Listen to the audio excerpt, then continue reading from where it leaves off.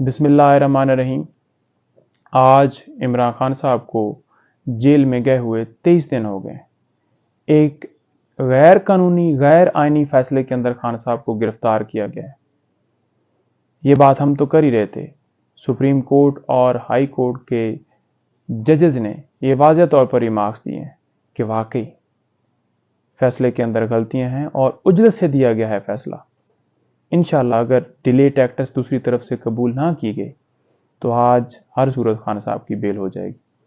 दूसरी तरफ क्वेटा के अंदर थाना बिजली रोड, वहां पर एक खान साहब के ऊपर झूठा मुकदमा बनाया गया था। आज खान साहब उसमें सुरखरू हो गए, वो FIR खारिज हो गई है। उस FIR में खान साहब को बाइज्जत बरी कर दिया गया है। अल्हम्दुलिल्लाह, ये पूरे पाकिस्तान को मुबारकबाद हो। इंसाफ की जीत हुई है, हक की जीत हुई है। Thank you so much.